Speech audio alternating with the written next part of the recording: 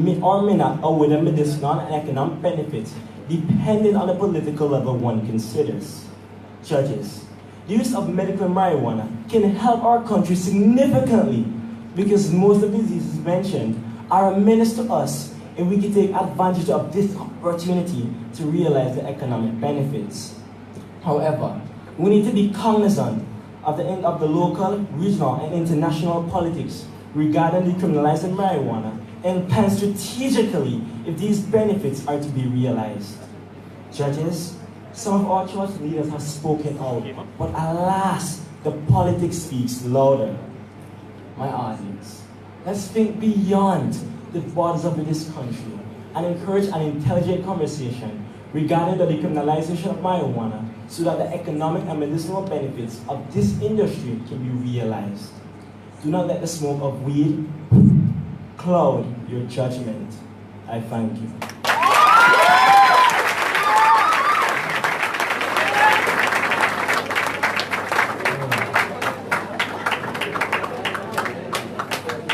Mr. Nero spoke for 9 minutes, 41 seconds. Okay, so let's give all our presenters another round of applause.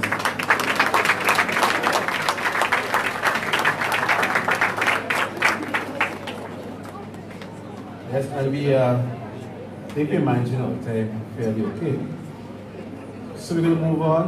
I think we're ready for the student prepared topics. And remember, they will present for 5 minutes. Right, 5 minutes. Let me just remind you that the bell will be rung to indicate that you need to commence. At 4 minutes, you will hear our bell to let you know that you're getting close to the completion of your 5 minutes. So without any further ado, we're going to move right into the student prepared part of this competition, and we invite Desra De Silva, JP Eustace Memorial Secondary School, to the microphone.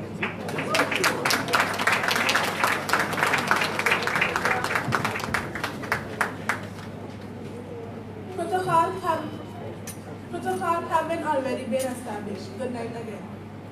The Dr. J.P. Eustace Memorial Secondary School, how members of the society view it, how I know it. Miracles do happen. At the Dr. J.P. Eustace Memorial Secondary School, miracles happen every year, every week. As a matter of fact, every day. Did you know that every year my school receives less than stellar students and transfers of expulsion deviant students from other schools? Did you know that every year students such as these pass CSEC with a complete secondary education with as many as 9 CSEC passes? Did you know that every week gospel ministers address all students at assembly so they actually practice respect for God, self, and others? Or have you only heard rumors which derail, discredit, detour, rumors which breed prejudice, disdain, prolonged doubt, and persistent damage? School is very important.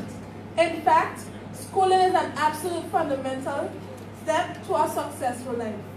The school which I attend, the Dr. J.P. Eustace Memorial Secondary School, must be credited for preparing students for a successful life. Chairperson, this Miracle Center, my school, epitomizes greatness.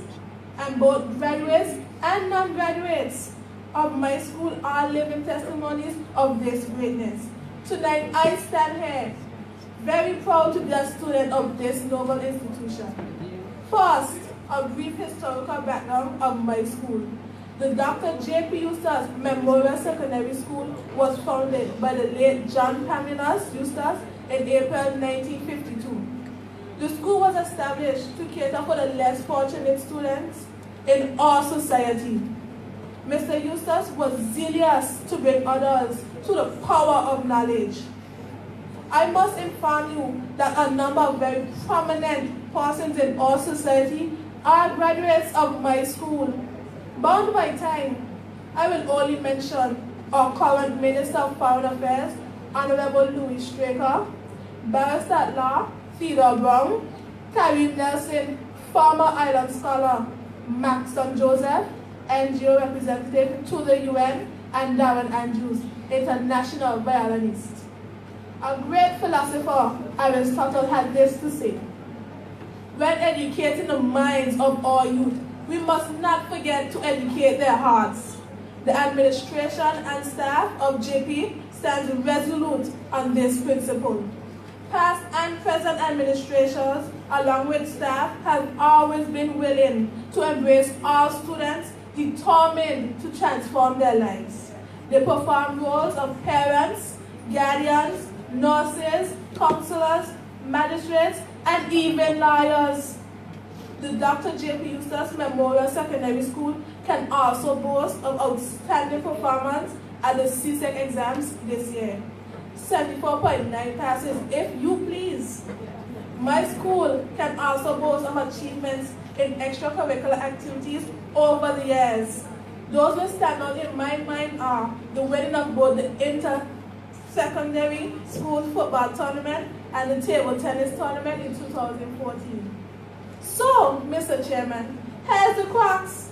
When members of the society view our school as a school of unintelligent students, I view our school as a school filled with potential leaders.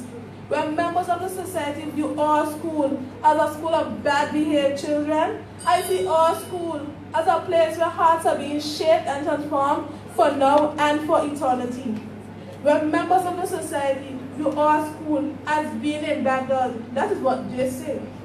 I see our school as an environment especially conducive to learning, an environment where anybody can become somebody. Yes. Mr. Chairman, tonight, condemnation has given way to commendation. Our motto, Nisi Emmanuel Foster, if God is not with us, we labor in vain, continues to be the driving force behind our holistic pursuits and successes. Thus, the voice of JP echoes in the words of our school song. My circumstances won't determine the shine of my future. I will overcome. To the end I run, till the darkness leaves the sun. Mr. Chairman, ladies and gentlemen, watch us soar.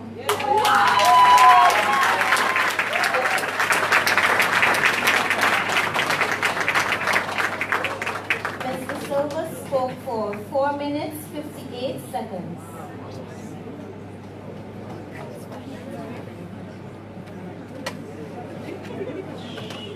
I'm still trying to determine what was really the topic for that presentation. My school, that was the topic? My school? My school.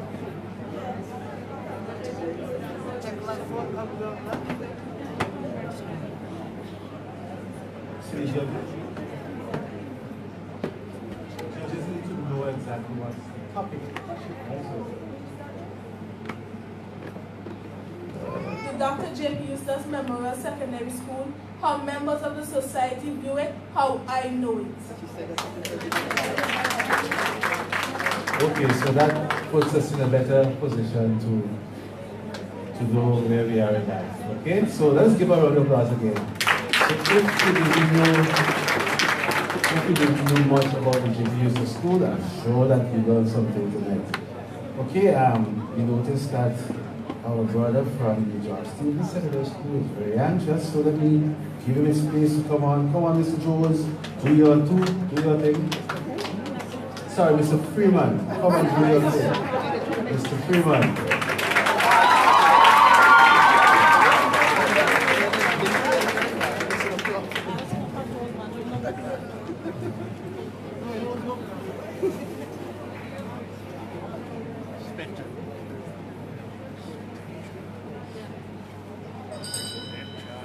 Protocol has already been established. Public transport in SVG. The minibus culture. Public good or necessary evil. Oh gosh, ease up now. Small up yourself. Everybody want to go home. Sounds familiar? If you have ever felt someone digging into your back, smell their hot breath on your face, or worse yet, their armpit, or if you have heard someone shouted, "Conductor, turn down the music," then you have been in a minibus somewhere in St. Vincent. The minibuses provide an important service to the people of this country.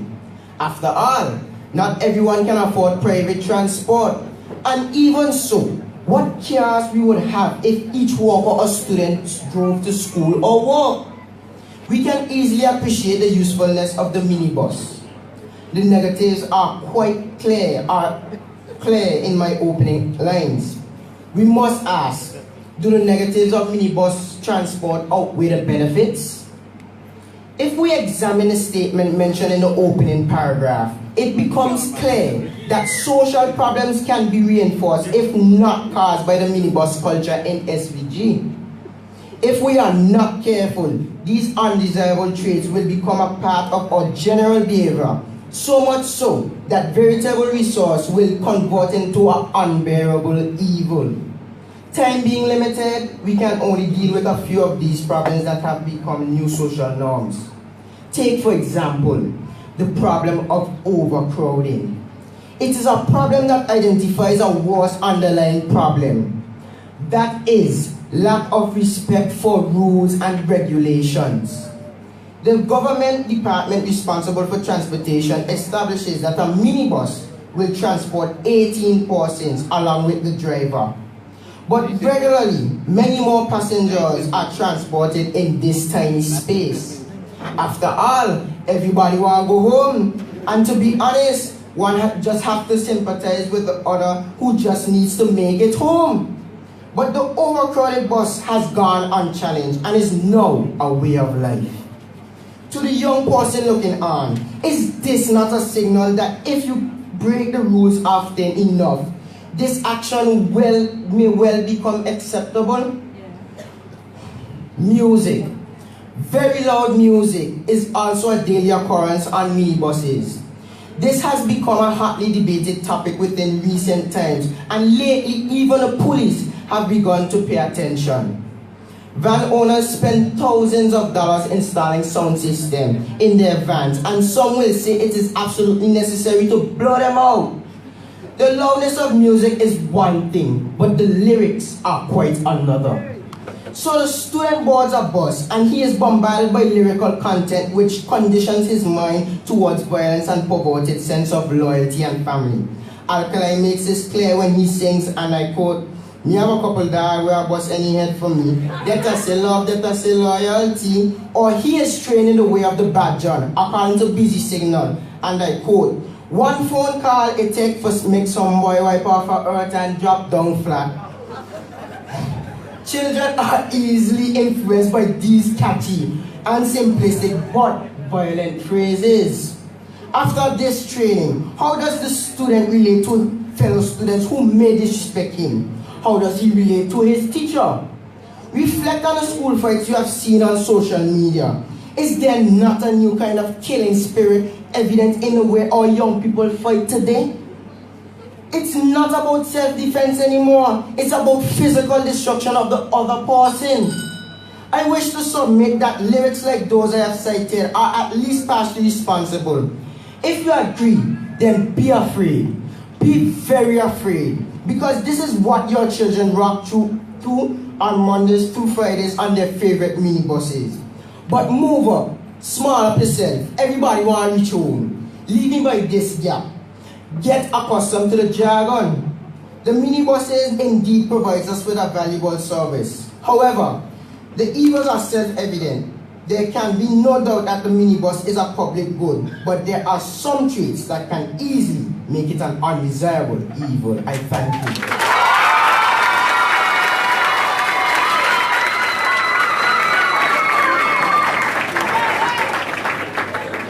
Mr. Freeman spoke for 4 minutes, 43 seconds. That's public transport and you folks who have to traverse every day by that means you can understand.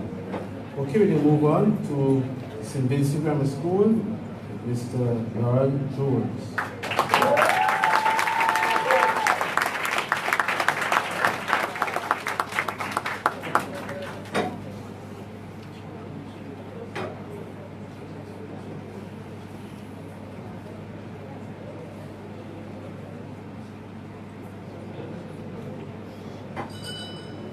Protocol having already been established, good night.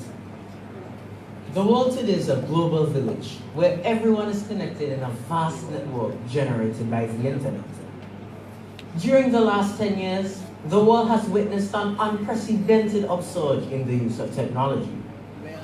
While social media platforms such as Facebook, Twitter, Instagram, and Snapchat prove to be beneficial to people of all walks of life, young people are challenged on a daily basis as they seek to fit in and stand out. Chairperson, we live in a society where students are expected to perform to the best of their abilities. But are you aware of the struggles that are faced each day as we try to juggle social media and our daily lives? Ladies and gentlemen, my topic for tonight is students and social media. The struggle is real. According to the Journal of Media Education, interruptions are the curse of this modern life we live. Our gadgets constantly buzz, ping, or beep their way into our attention. Chairperson, we want to achieve good grades. We want to make our teachers and parents proud. However, the anticipation of reading a new post, the expectancy of seeing a new photo, or seeing how many likes we accumulate often win our attention. While social media proves to be a great source of academic help, it is an obvious distraction to us. This daily tug of war for our attention often causes us to lose focus in school, procrastinate, or miss important academic information. Ladies and gentlemen, when it comes to our academics and social media, the struggle is real. A United States survey revealed that social platforms often create public pressure and are harmful to the reputation of teens. Chairperson, many of us have been taught to believe in ourselves and appreciate our uniqueness. However, due to social media, many young people face an identity crisis. They are torn between accepting who they are and competing with the images portrayed online. Consequently, photos are drastically edited and uploaded in order to gain social currency in the form of followers, views, and likes, which do not make us better people. After all, millions followed Hitler. Chairperson, are you aware that students suffer depression, anxiety, and low self-esteem based on how many likes their photos receive? How can we maintain a positive self-esteem when we are daily bombarded with filtered images online? Chairperson, when it comes to student self-image and social media, the struggle is real. According to an online college publication, technology is slowly replacing the human experience, and there has been a complete flip in communication. Face-to-face communication is fast becoming a thing of the past. Many of us have amassed hundreds of friends and followers, which gives us a sense of belonging, acceptance, and fame, although most of these relationships have been proven to be superficial. While some of us might be resilient enough to ignore cruel jokes and comments, others suffer. They suffer a lot. Trust is broken, lives are ruined, and some are even bullied into committing suicide, revealing the dark side of this wild world. We desire friends, but at what cost? Ladies and gentlemen, regarding friendships and social media, the struggle is very real. Chairperson, adults find it difficult to understand the life of a student in this modern time. Many positive principles have been instilled in us from an early age. However, with social media at our fingertips, we are faced with tough decisions on a daily basis. Hence, we need parents and teachers who will patiently steer us, try to understand our problems, and model the careful use of technology. We ourselves need to reject the unnecessary and harmful impulses of social media that invalidate us and ruin our chances of academic success. Ladies and gentlemen, yes, our struggle is real. but we can still grab the wheel. I thank you.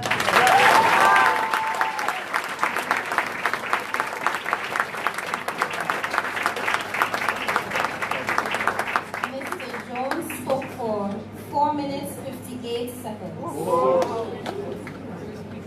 The struggle is real. Okay, so we're going to move on, and at this time we will invite a representative for St. Joseph Convent. Sorry, I'm moving too fast. Bishop College, Kingston, I'm anxious for us to get to the property stage of it. So, Bishop College, Kingston, Fitzgerald, Morgan, give her a round of applause.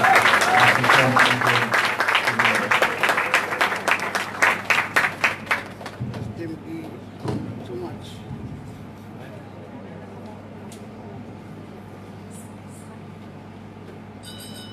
Skinny Fabulous and Rodney Small could not have said it better. So many places in the world, so many beautiful things to see, but none of it compares to home. I am from Paradise, SVG. St. Vincent and the Grenadines is exotic, diverse and beautiful in its landscapes, culture and people. We boast 32 emerald volcanic islands and cays, rolling mountains, tranquil valleys, and white sand beaches. Yet, I've never been to the Grenadines, over the Rabacadran River, or to many of our historical sites, and I'm certain that I'm not alone. How many of you have taken the time to snorkel in the Tobago Keys, or hike to Kissimmee Falls? Only a few, I'm sure. For this reason, Chairperson, I have chosen to speak on the topic, it is time for a staycation. The Oxford English Dictionary defines a staycation as a holiday spent in one's home country that involves day trips to local attractions. Staycations allow us to appreciate and know our beautiful island, be more inclined to preserve its natural beauty, support local businesses, and save money. Chairperson, too many of us leave these shores to vacation elsewhere. Thousands of visitors on a yearly basis come here to experience what many of us ignore. In the words of the Minister of Tourism, Cecil Mackey, SUG is a new interest. From December 2016 to December 2017, we had 39 luxurious ships calling at Port Kingstown. Mackey explained that we saw an increase in 75% in cruise arrival from 2016. One may argue that Minister Mackey has an obvious bias. So here's what some non-Vincentians had to say. A Canadian reviewer on TripAdvisor.com enthused that SUG is a stunning horticultural gem. A visitor from England wrote, St. Vincent has so much to offer. There's so much to explore. After reading about 20 reviews, I knew my staycation was a long overdue. Chairperson, have you visited the Joseph Chatier National Park? Did you know that there's a pristine waterfall in the Bellwood Mountain in Liu? Next holiday, I implore you to hike Pitibonam from Marquardt or spend the day at Wilby Free Riverbed in South Rivers. Yes, Chairperson, these places do exist. When we experience what our gem has to offer, there's no doubt that we will do our best to preserve its beauty. Staycations allow us to take holidays on a small budget. They're an ideal means for families to spend time together without the high financial costs and the stress of overseas travel. Eventually, with the money we spend helps to create jobs, develop local businesses, and directly support the tourist industry. All Vincentians would benefit. In SVG, there's no shortage of events. In January, there's a Blues Festival. March offers numerous regattas and Easterval activities. And of course, in June to July, we host the hottest carnival in the world. All activities are not children-friendly, so parents need to choose wisely. Allow me to suggest some sober entertainment. There's Gospel Fest in April and 9 mornings in December. This year, we will celebrate 105 years of this unique Vincentian tradition. 9 mornings offers community light-up competitions and lots of caroling. Christmas in SVG, there's no place I'd rather be. Chairperson, to vacation in the nearby Bahamas would cost close to 10,000 EC dollars. However, a day pass vacation at our very own Young Islands would only cost 338 EC dollars.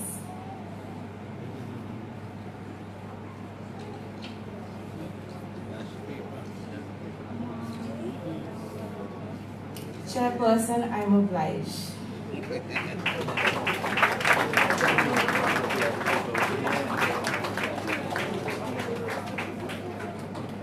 Ms. Morgan spoke for 3 minutes, 57 seconds. So that was Miss Morgan and her certification. And if you're talking about night mornings, you want to enjoy night mornings, you just can't miss Stubbs night mornings. Right? Stubbs night mornings. The best institution you can do is for how much years now?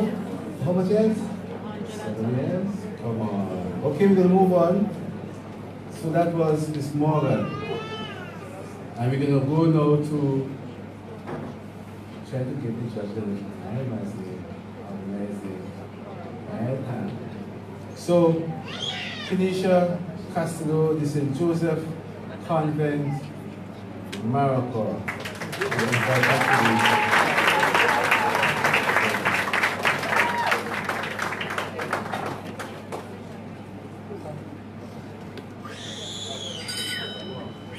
Protocol already been established. During my 5-minute presentation, 75 tons of plastic will be added to the ocean. This volume equates to 1 garbage truck full of plastic being dumped in the ocean per minute. At this current rate, we face a future where by 2025, there will be 1 kilogram of plastic for every 3 kilograms of fish.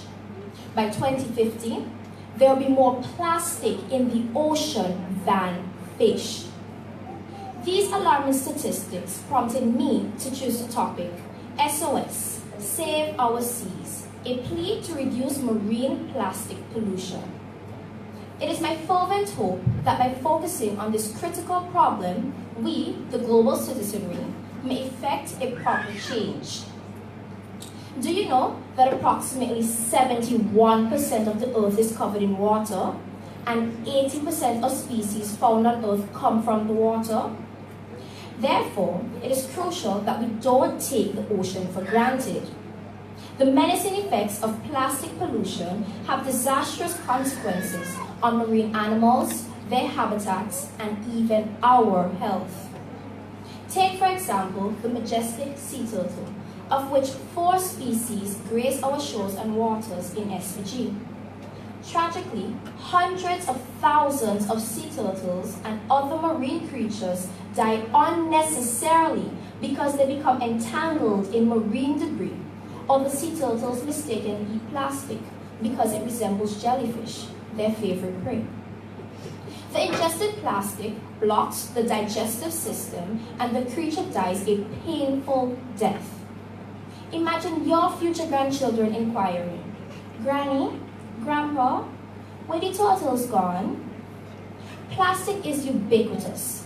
It was designed to last forever, but ironically, it is used in many disposable items. Take, for example, this unassuming plastic straw. We use it and then toss it, and it vanishes once it's out of sight, right? No, it will exist on the earth for thousands of years to come. Imagine at present the endless quantities of plastic bags, bottles, wrappers, diapers, containers, and plastic cutlery that are thrown out on a daily basis. Now consider this. All the plastic ever made still exists. The saying, "you are what you eat," has frightening resonance when we understand the consequences of the perversion of plastic in our oceans. A study in the Journal of Environmental Research concludes that, quote, "plastic bits can absorb and concentrate pollutants such as PCBs and DDT in seawater," end quote. These harmful pollutants are known to cause cancer and birth defects. They enter the food chain when animals ingest the plastic and they will ultimately end up on our dinner plates. Now that we appreciate the ramifications, we are in a good position to take the required steps to reduce the scourge of plastic marine pollution. Primarily, we must change our attitudes. I will use Massey stores as case in point. There is much public outcry over the supermarket's decision to impose a 25-cent charge on plastic bags. However, I applaud the business for this environmentally friendly decision. I feel it is important to note that the proceeds from the sale of the bags are donated to environmental causes.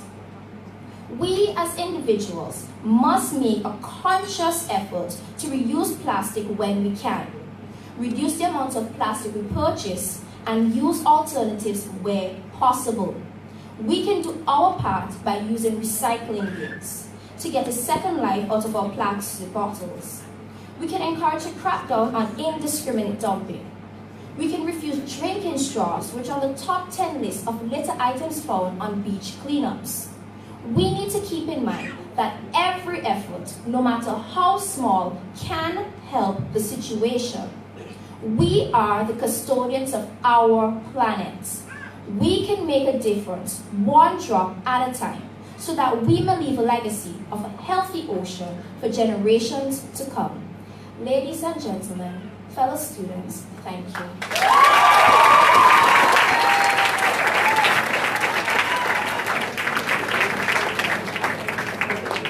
Ms. Costello spoke for 4 minutes, 50 seconds. And we were encouraged to save our seas. Save our seas. Next speaker for tonight is the Georgetown Secondary School, represented by Kane Nero. Put your hands together for Kane.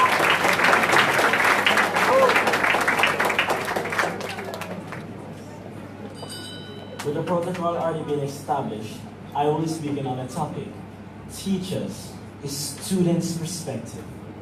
Parent, physician, coach, judge, jury, and even executioner. These titles and more help us to appreciate the all-encompassing roles of the teacher. Etymology tells us that the verb teach is derived from the Old English tekken, denoting instructing, but also literally pointing the finger. Mr. Chairperson, tonight I will be exploring this noble profession, but from the student's perspective. Indeed, due to the time spent with teachers and the pivotal role they play in our lives, the quality and personality of the instructor is often the element that makes or breaks a student.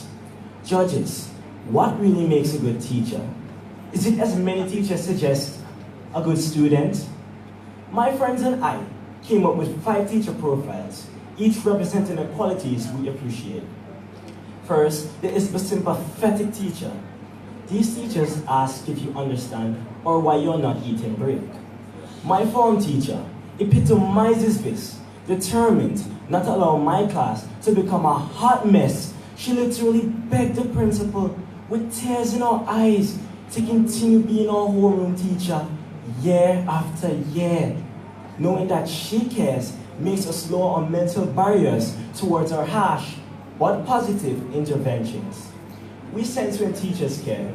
If you don't care about us, you dare not talk to us.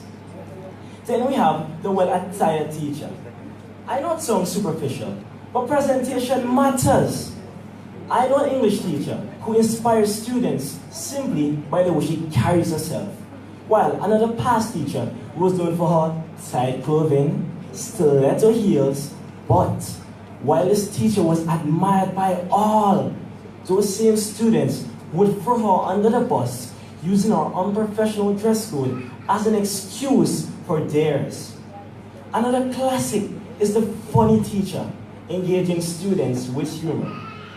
Of course, there are teachers who are actually funny, others who actually think they are, but are actually not. According to Mary Kim Morrison, the author of Using Humor to Maximize Learning.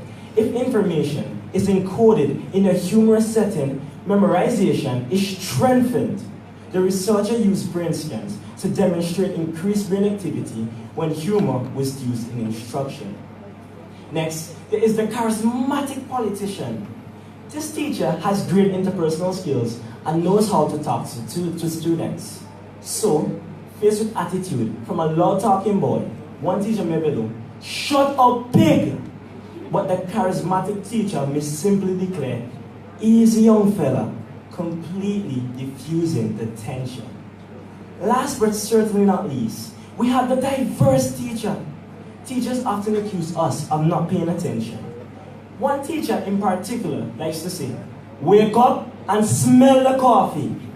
"But sir, you're so boring. I might just need 50 cups just to stay awake."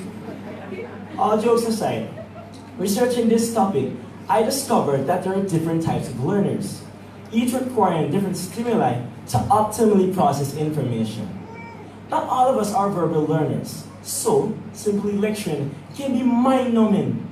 Some of us are visual, requiring slideshows. Others are kinesthetic and need hands-on activities. Stimulating teachers add variety to their classrooms, thereby captivating the interest of their students. Judges, do not look at this visage and think that I am a saint. Students can be downright rude, petty, and even violent. But Mr. Chairperson, we are not the ones being paid thousands per month. We are still children. My attentive audience, I firmly believe that the quality and personality of the teacher strongly influence the student. Teachers need to give us more effort because we immediately sense when they are unprepared, note when they exhibit favoritism, or even detect when they are stressed at home. Judges, no teacher is ideal, neither is any student, but we appreciate teachers who carry themselves well, demonstrate genuine concerns, fair their lessons, and are generally relatable. Mr. Chairperson, as the adage goes, garbage in, garbage out. Our teachers must therefore mold us into the upstanding citizens we all have the potential to be. Love us, correct us, guide us, teach us. I thank you.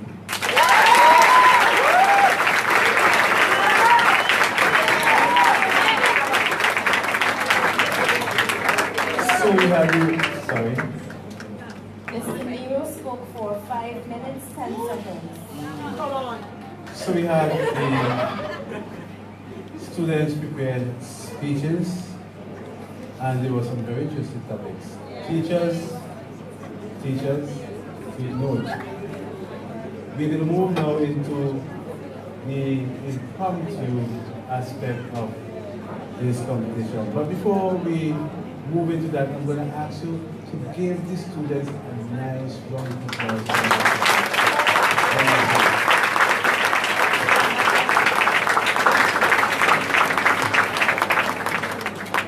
And let me also remind you that we have tickets for that.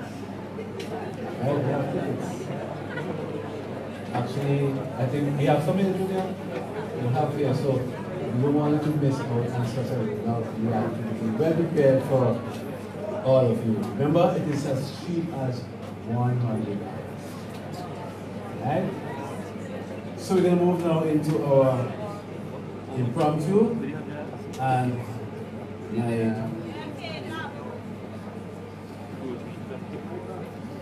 my co-chair is going to assist me. The student will come, they will pick from our collection of topics. They will pass it to me, and then I read it, and they will proceed with their topic. Here is where some of the good texts will be coming out of our students, right? So, Dessa will come and take her topic from our little bag. JP Eustace Memorial.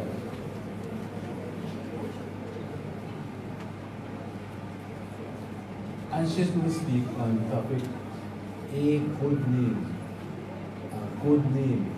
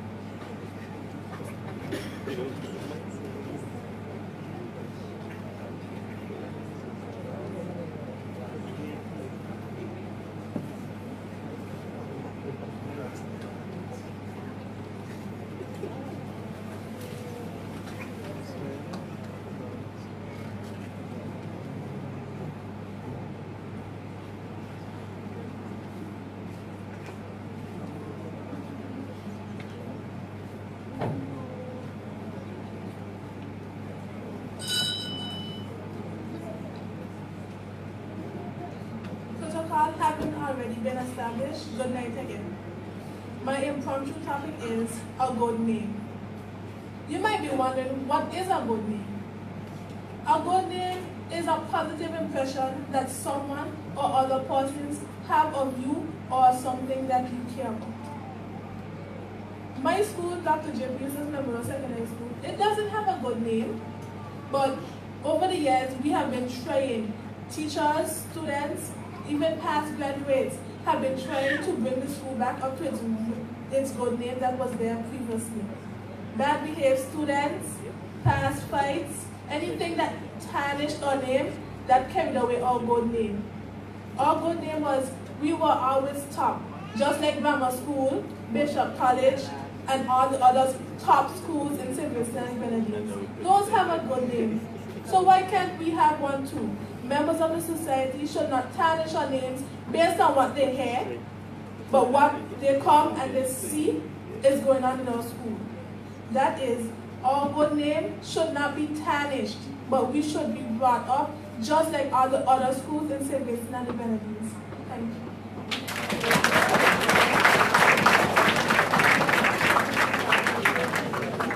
Thank you, Mrs. Silva. She spoke for 1 minute, 22 seconds. 1 minute, 22 seconds. And on the topic, a good name. I'm now going to invite Mr. Freeman to take his pick.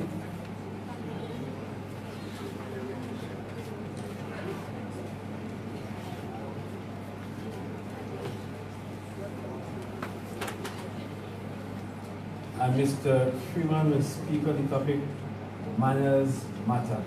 Manners matter.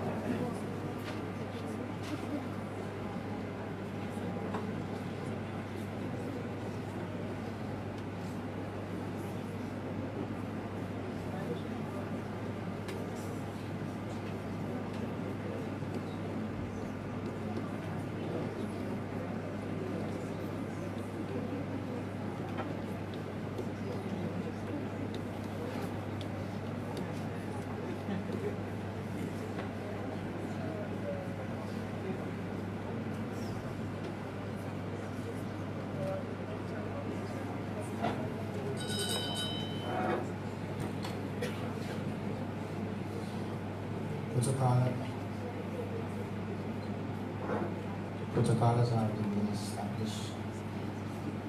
The topic that was chosen for me tonight was manners and matter. What is manners and matter?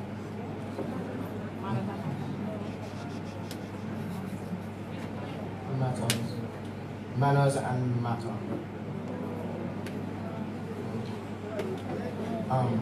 What is manners? Manners is when using polite words like thank you or excuse me, please, to show. When using these words to be mannerly, and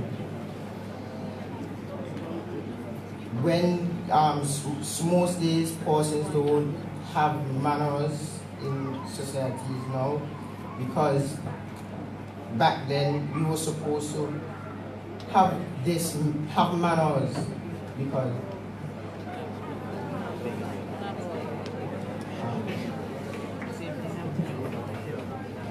we were supposed to have manners back then, because back then the old people had their own saying that manners make it a man. And if nowadays most people don't say good morning anymore or good afternoon, and it is important to train up the persons in a particular way in which they can go abroad and meet other persons and be respectful, because you could have all the knowledge in the world and your manners and ain't good, and this will be your breakdown or fall. So I thank you.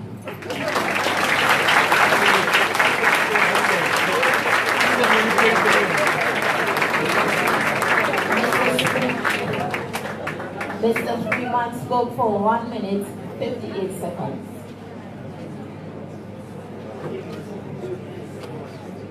Okay, let me ask you folks that if during their presentation they stumble so forth, keep quiet, because that is like a distraction, right?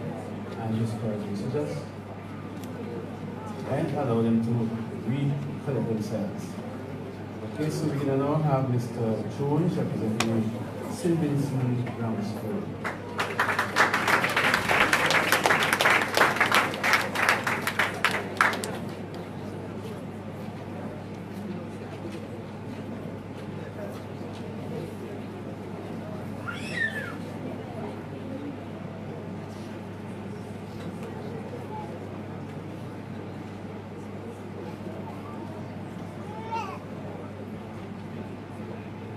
Mr. Jones will speak on my biggest fear. My biggest fear.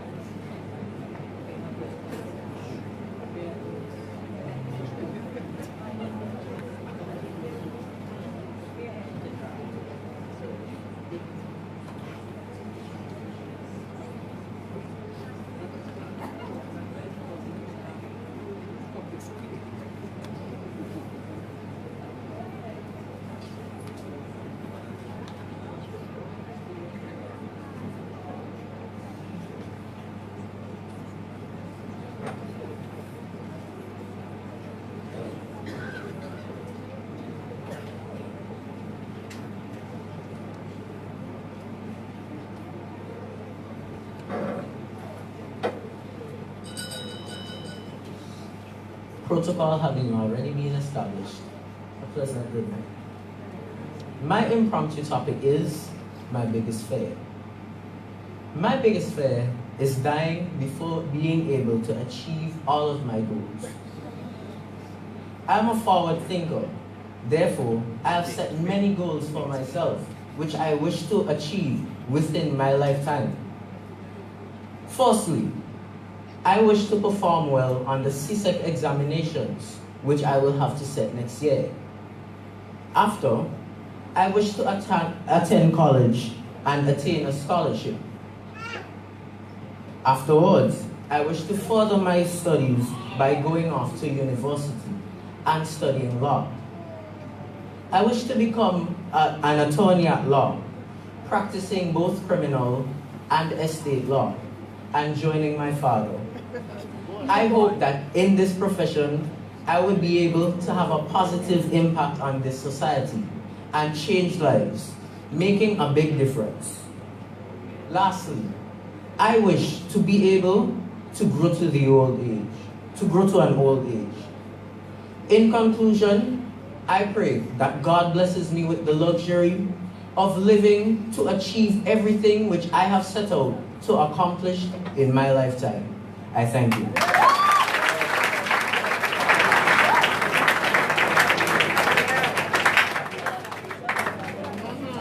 Mr. Jones spoke for 1 minute, 30 seconds. 1 minute and 30 seconds, and he spoke on my greatest fear.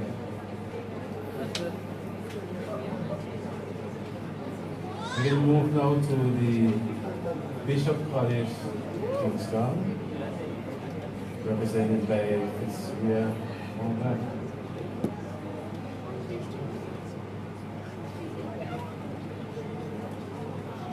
Ms. Morgan is going to speak on taxes. Taxes.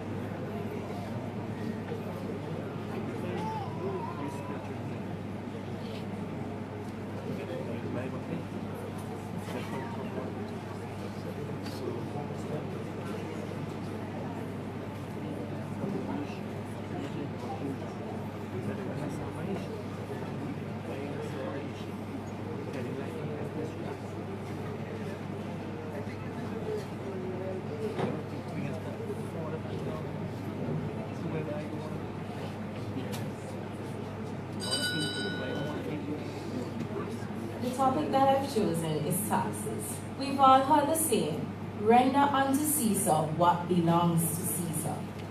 Taxes are hard to pay, especially in this hard time of high cost of living.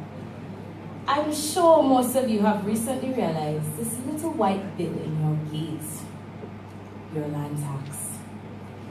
Open it and you will see many years built up of money right there. You're wondering to yourself, should I pay it all or should I pay it monthly? But that's for you to decide. Taxes, they are a big thing in society today. We have land tax, we have all sorts of different bills to pay. Recently, in society, VAT tax has been going up by 1% every single time.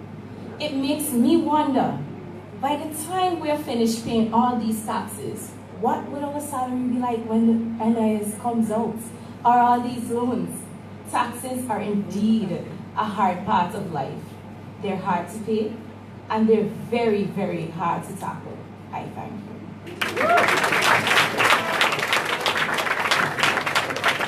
Ms. Morgan spoke for 1 minute, 14 seconds. So yeah, the tax rules for the taxes. Taxes. And we're gonna come closer to the end of it, as we're gonna have the Georgetown, oh boy, Kenisha, representing St. Joseph Convent, Morocco. Kenisha. And Kenisha is going to speak on school lunch. School lunch.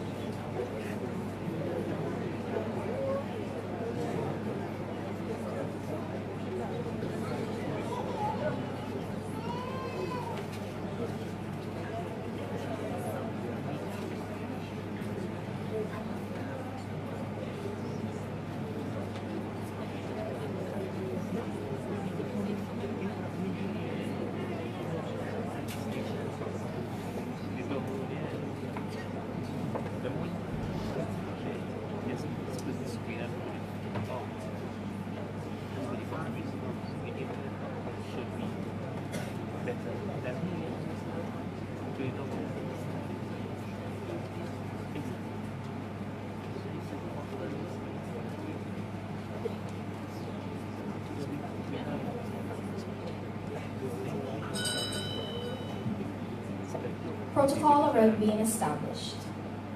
Can I have a baked and chicken and a juicy, or a chicken and chips and fries, or on rainy days, soup. These are just a few of the many options that are available at my school. It's okay if you don't have lunch, because the staff at the tuck shop, they have you covered. If you're hungry for something in between class, just make sure sister's not coming and just sneak down and you buy something. And you do not have to worry about the quality of our food, because it tastes just like a 5-star restaurant. I can say full-heartedly that for my school, our lunch is the best. What is your favorite lunch? I thank you.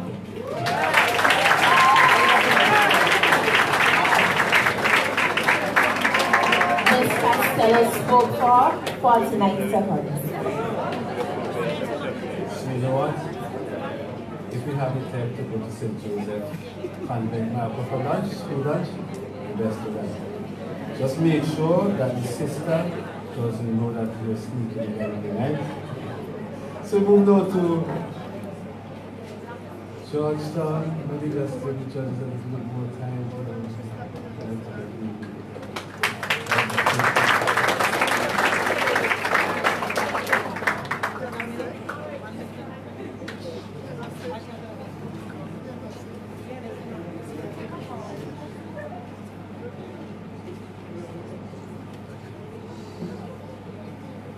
Okay, the topic that Kate will speak on is Vincentians.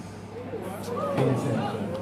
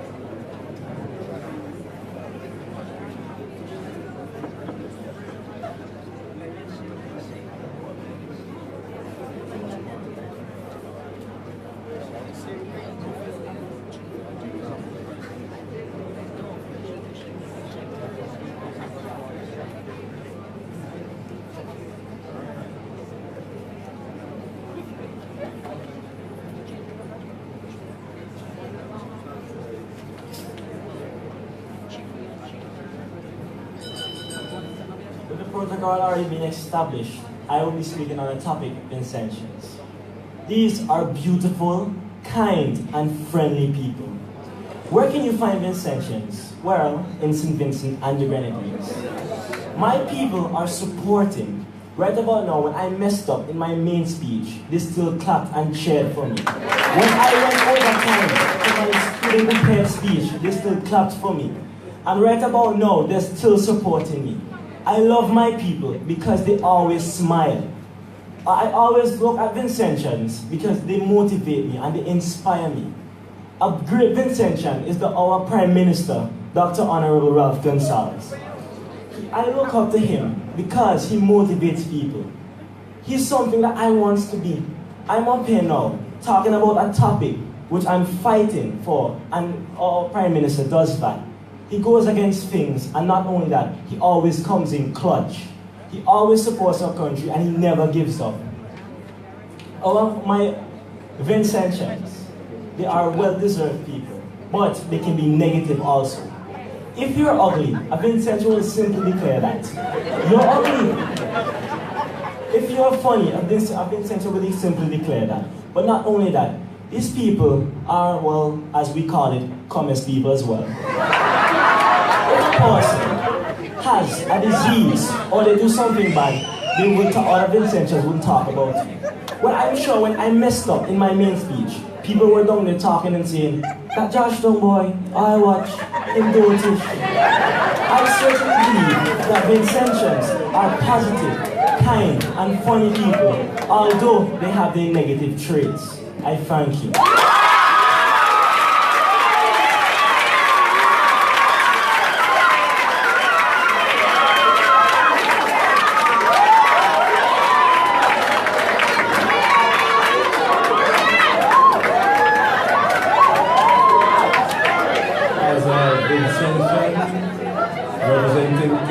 Sorry, Georgetown Secondary School spoke for 1 minute, 53 seconds. 1 minute.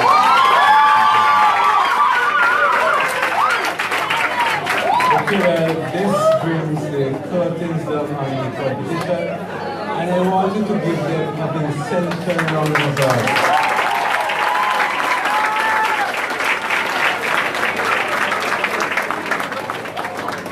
So the public speaking competition has concluded from the program continues. So I hand you over to my co-chair, Diane Jose David.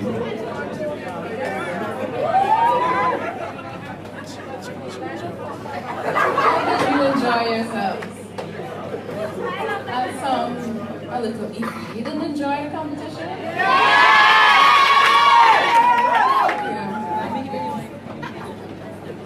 To bring some remarks for us on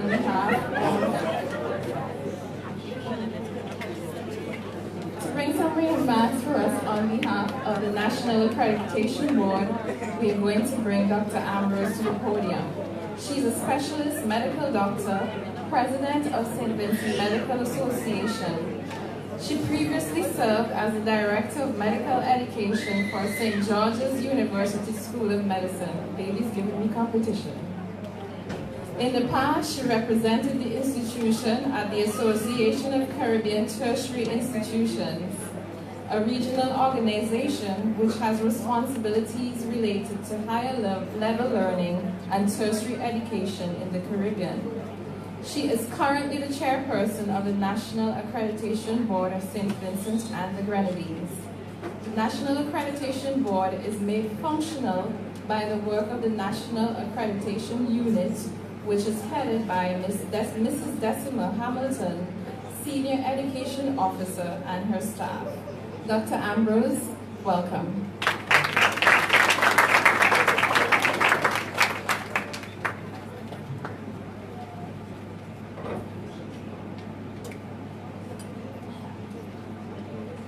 Thank you, Madam Chair. And thank you, students, for a very interesting evening. I think the future looks good for them already. Good evening to all ladies and gentlemen students. Kindly permit me to adopt the protocol which has been established this evening, and I express my gratitude to the Lions and other organizations for granting this opportunity to the National Accreditation Board and the unit to serve as a platform for sharing some critical information related to the National Accreditation Board, the unit, and the necessity for their existence. Since the inception of the National Accreditation Board and the establishment of the unit in 2008, we continue to carry out exercises to raise public awareness about the presence and the functions of the board and the unit. The work done by the unit, which is headed by Mrs. Hamilton, has vastly increased over the time. So we are very pleased that the message is getting through to the general public about the responsibilities and the purpose of the board and the matter of accreditation here in St. Vincent and the Grenadines. Just this week, the accreditation unit received as many as 56 requests for verification of qualifications in one single day. This is just one of the major functions of the unit. Here's how it works. When a person presents a certificate, a diploma, a degree to an employer or a training agency, it is advisable, particularly in these days, that these credentials be verified. Verification takes time because the staff of the unit, of which there are 3 to 5 of them depending on time, they must communicate with the institution named on the documents presented to them. Sometimes it is necessary for this to be done through a recognized international agency, which has access to a number of institutions and has a relationship with our accreditation unit. We are required to pay a fee for this assistance. Therefore, it is necessary for the candidate who needs to have the verification done to pay a very small fee for this service. Why is it necessary to do all that? I think we can all agree that many persons today are knowledgeable that our handy computers and printers in the hands of unscrupulous persons can design, print, and distribute your very own graduation and qualification certificate. The internet has made it possible for Mr. and Mrs. Quick and Trick to generate certificates for any person, giving him a degree or a certificate of any standing.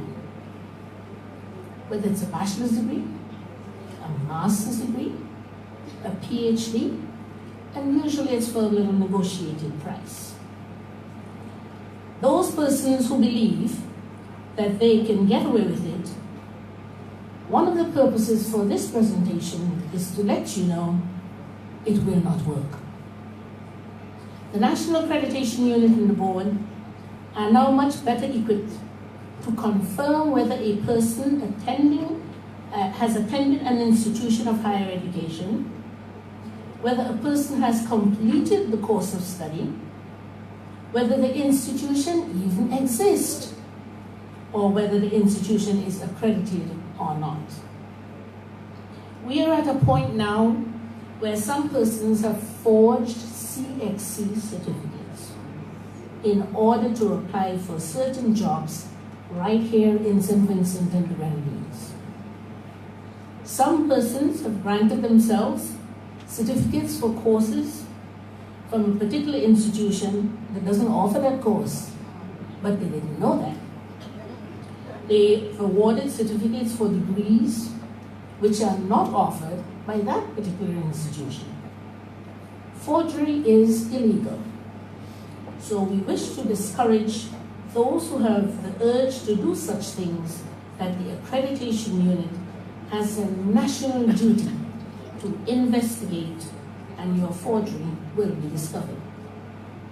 I wish to take this opportunity also to raise some red flags to persons who are applying to institutions locally and abroad, that there is a personal responsibility on the part of each person who is intending to pursue a course of higher education to kindly be thorough in investigating the credibility of the course that you're signing up for, the credibility of the institution to which you are seeking admission and registration. Please be aware that an organization to which you belong, like a youth club or a community group, cannot be an accredited institution, and therefore they cannot provide you with an accredited certificate. The National Accreditation Board nor the unit cannot assist you if you in any way have already invested your money in non-credible entities posing as colleges and universities which are not recognized and have no academic standing or that for being an accredited institution. Persons with a desire for higher education must do sufficient research to investigate those places which are claimed to be offering higher learning. Find out the true nature of the course and the institution before you submit your fees to an entity. This is to ensure that your investment would grant you the quality education, that it imparts the knowledge and experience to the level of certification and the competence that you anticipate. A properly accredited institution is one that has taken the steps and the stages towards the process of accreditation. It involves evaluation, recognition by a governing body or a government. They must do what's called self-assessments, re-evaluations, and it is a process that takes time for the school to acquire that standing. So it means that my neighbor, Mrs. Butterfly, who does catering, gets lots of compliments on her good cooking, decides to set up an institution she calls the Institute of Culinary Arts. The location of the institute is her home, in her kitchen. The course of training is, she says, 5 modules. She has determined that it will be awarded 90 credits. Her teaching staff consists of herself and her husband. The fees for the course, 1,200 BC. She puts the announcement in the local newspaper and states that it is an accredited course at an accredited institution. You'll be surprised how many are caught. So you read this information, you're excited that you don't have to travel, so you go to a financial institution, you borrow some money, or you draw down on your savings, you pay that fee, you complete your course. You then bring the certificate to the accreditation unit, and you say to Mrs. Hamilton and her staff, I would like to have this certificate accredited, please. The accreditation unit cannot accredit your certificate. They can verify that your certificate is genuine.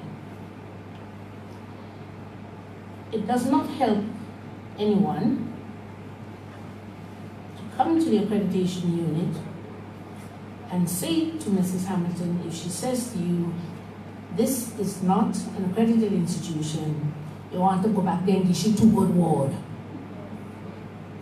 Here are some red flags.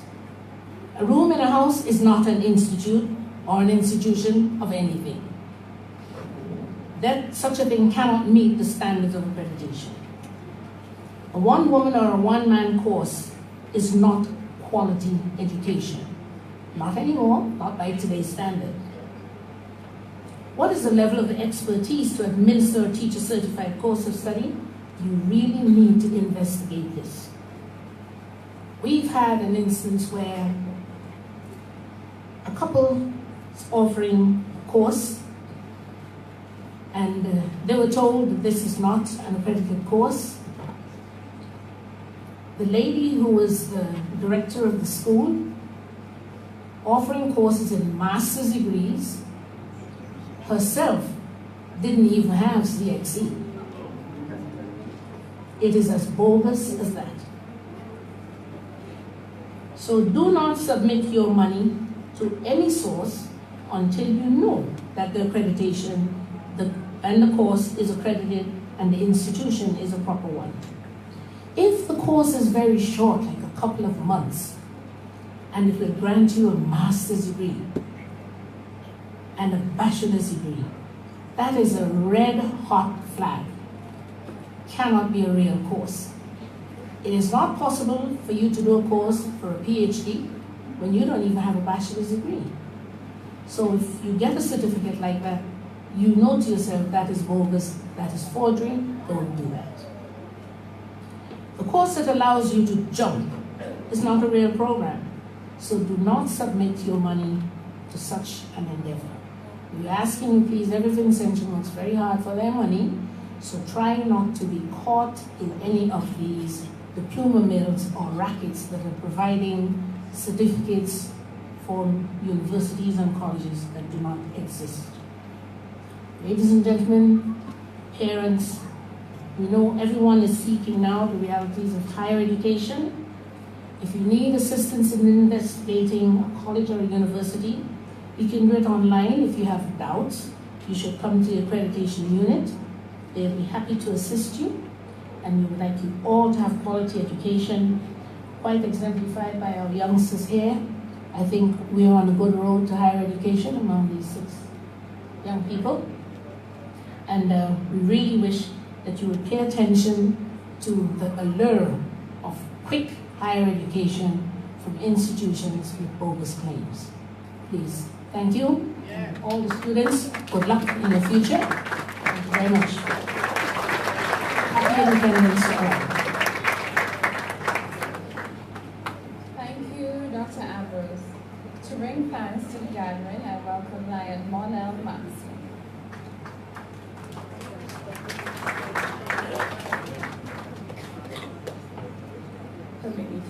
protocol that has already been established in our talk. On behalf of the Lions Club Celebrating South and on my own behalf, extend a hearty thanks to all participants for tonight's public speaking. A big thank you to Mr. Montemore who did the invocation. Thanks to Mr. Saeed Bowman for the recording of the national anthem. Special thanks to Lion Junior Bacchus for his welcoming remarks, and to Mr. Dwayne Samuel of FLO. Thanks to Senator Deborah Charles of the Ministry of Education, and to Dr. Rosalind Ambrose, Chairperson of the Accreditation Board, for their remarks. I would like to express gratitude to our esteemed judges, Mr. Steve Wiley, Mr. Rondell Dixon, and Mr. Neil Jones, who also judged after the preliminary round of the competition. Also, thanks to Mr. Joseph Delves and Mrs. Deborah Dalrymple. Thanks to our 10 people, Zonia Williams and Josanna Harris of the Leo Club St. Vincent. Principals, teachers, and students, thank you for the support you have given to the participants representing your school tonight. To the audience, I must mention our deep sense of appreciation for your attendance and support.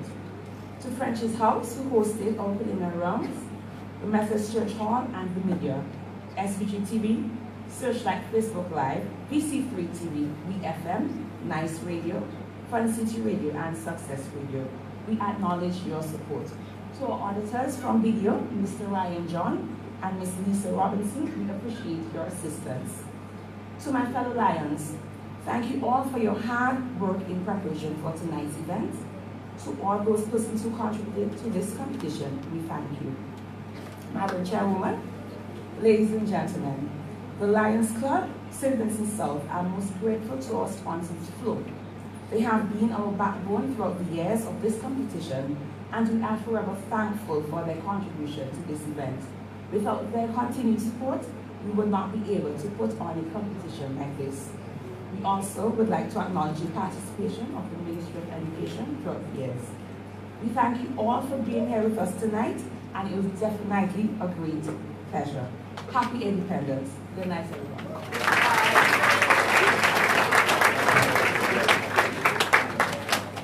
Thank you, Lion Monel, for thanking us. Do you want the results? Yeah!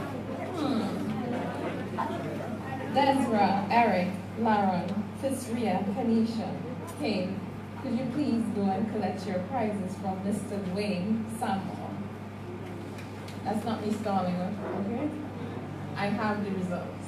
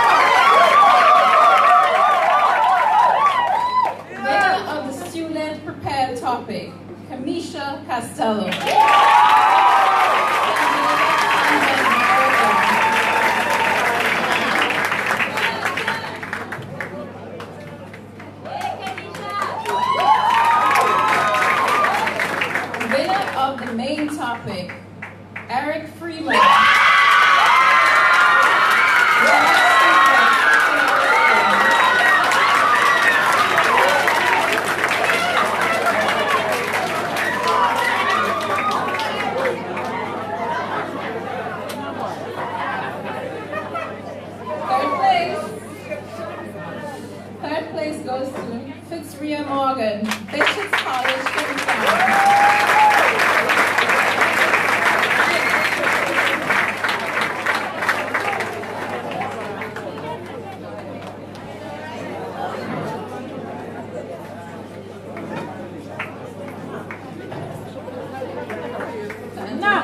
Second place goes to Kanisha Costello.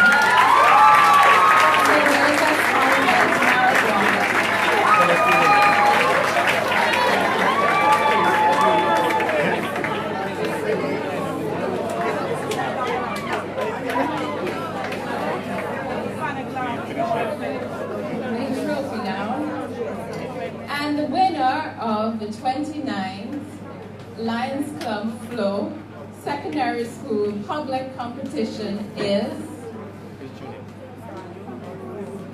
Mr. LaRon Jones.